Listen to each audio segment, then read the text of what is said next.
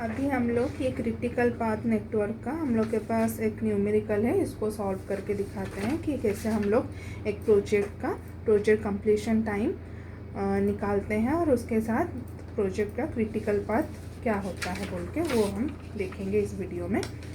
तो पहले कोई भी नेटवर्क स्टार्ट होता है एक इवेंट से, जो कि स्टार्ट इवेंट होता है। अभी एक एक्टिविटी आया जिसका कि नाम है, न्यूमेरिकल में हम लोग का लिखा हुआ है कि ए एक्टिविटी।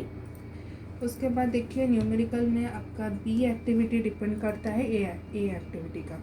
मेरा पहले वीडियो में हम बताए थे कि प्रीडिसेसर एक्टिविटी के ऊपर डिपेंड करता है आपका सक्सेसर एक्टिविटी। तो इस न्यूमेरिकल में आपका ए हो जाता है प्रीडिसेसर एक्टिविटी और बी होता है सक्सेसर एक्टिविटी।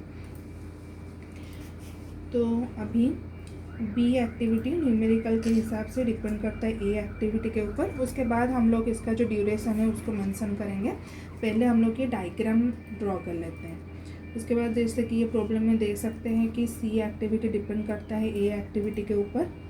तो यानी कि ये इवेंट से और एक एक्टिविटी निकल रहा है जिसका कि नाम है सी, फिर और एक निकल रहा है जिसका कि नाम है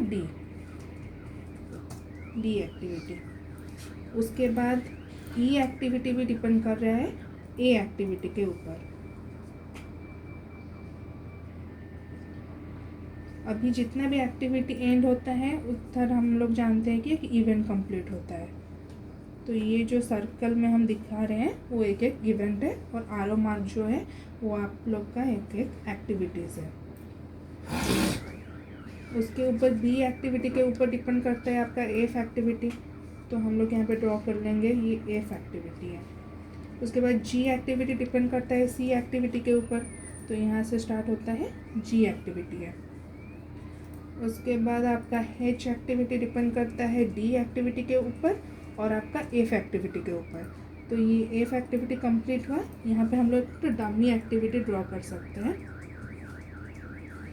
ये दिखाता है कि एफ एक्टिविटी और आपका डी एक्टिविटी साइमल्टेनियसली कंप्लीट हो रहा है और ये दोनों कंप्लीट होने के बाद ही आपका स्टार्ट होता है एच एक्टिविटी।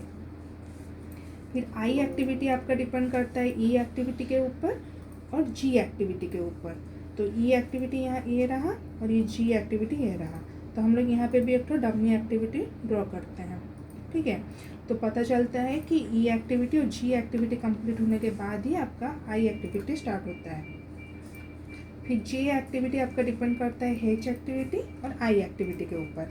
तो हम लोग यहाँ पे एक इवेंट कंप्लीट हुआ, यहाँ पे एक तो इवेंट कंप्लीट हुआ। इन दोनों को हम लोग डमी एक्टिविटी से दिखाते हैं और इसके बाद हम लोग का स्टार्ट होता है जे एक्टिविटी। तो इसका नाम है जे एक्टिविटी। और ये सब एक्टिविटी कंप्लीट होने के बाद हम लोग का ये जो पाथ है नेटवर्क जो है ये कंप्लीट होता है, ये नेटवर्क है।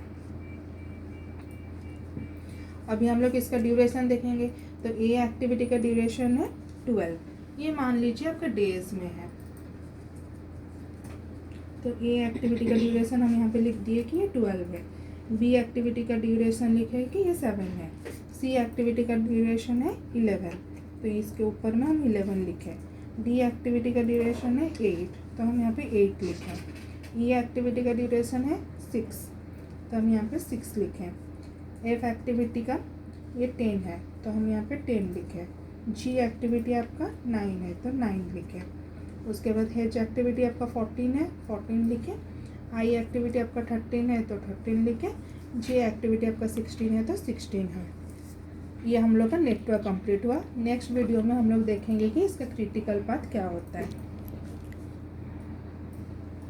हो गया? हाँ, स्टॉप कर दो।